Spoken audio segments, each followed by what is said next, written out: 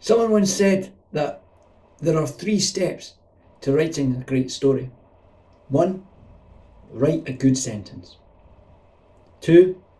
Write another good sentence. And 3. You repeat steps 1 and 2 until you're finished. But in order to discuss what makes a good sentence, we need a shared vocabulary to describe the different functions of different words.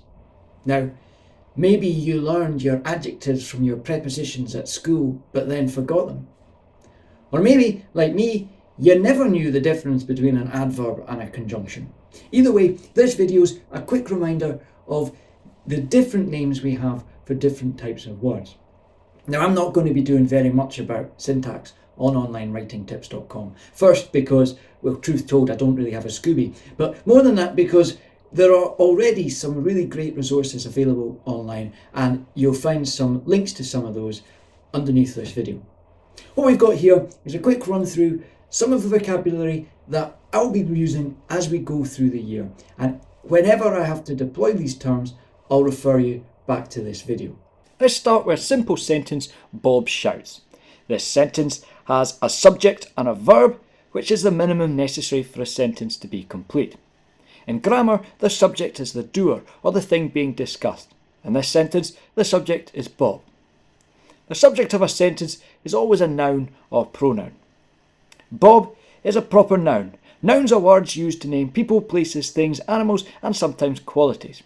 Used a different way, shout can be a noun. For instance, in the sentence, Bob hears a loud shout, shout is no longer a verb because now the verb is hears. It's become a noun. But in our sentence, shouts is a verb. Verbs convey an action or state. The action could be physical or mental, running, thinking, talking. A state of existing could be something such as being, appearing, or seeming. Because shouts is an intransitive verb, this sentence is complete as it is. But let's extend it. Let's make it Bob shouts at his socks. Bob's still the subject, shouts still the verb, but what sort of a word is socks? It is, of course, a noun. Harder to define is the word at. At's a preposition. Prepositions are words that show the relationship between a noun or pronoun. In this case, the noun socks, and another part of the sentence. Taken all together, at his socks is a prepositional phrase. It tells us what Bob shouts at. His is a possessive pronoun, and personal pronouns, that's those that relate to people, can be masculine, feminine, or plural, and they come in 4 cases. There's the subject case, when the person or people are the grammatical subject, and the object case, when they're not. For instance, I do something, but in the words of Paul Weller, you do something to me. There's also the possessive case for indicating ownership, and reflexive pronouns, which thankfully are a whole lot easier to use than they are to explain.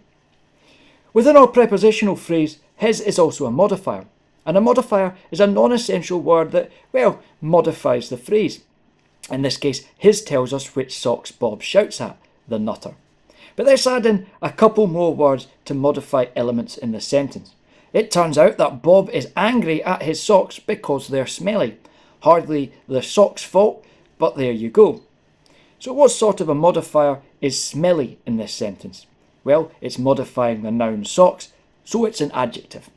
An adjective is a word that modifies, which is to say, gives a wee bit more information about a noun. What about angrily? It doesn't modify a noun, it modifies a verb. So what sort of modifier is it? It's an adverb. An adverb is a word that modifies the meaning of a verb, adjective, or other adverb.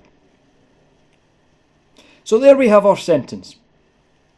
And yet, there's one question still troubling me. The question of Bob. I mean, what's wrong with this guy? Why is this bampot shouting at his socks? I feel we need to extend our sentence to try to get at the truth of Bob. So let's move it up to the top of the page and add to it. Bob angrily shouts at his smelly socks, comma, because he is mad. This new bit, because he is mad, is an example of a clause. And a clause is part of a sentence that has its own subject and has or implies a verb. In this case, the subject is he and the verb is. But what's because, the word that introduces this clause? In this case, it's a subordinating conjunction. And the whole clause, because he is mad, well, that entire phrase is what's known as a subordinate clause.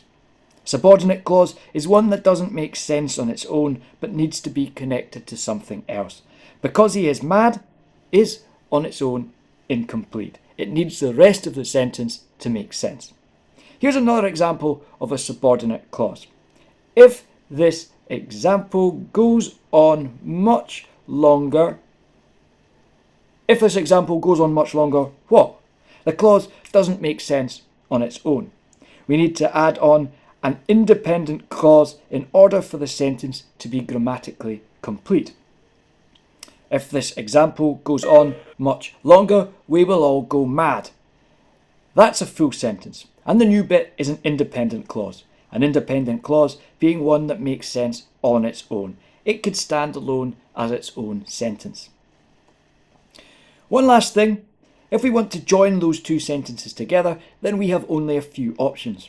We could use a semicolon, perhaps even a dash, or we could use a coordinating conjunction such as and. Coordinating conjunctions are magic words that can form single sentences out of independent clauses that otherwise wouldn't fit together.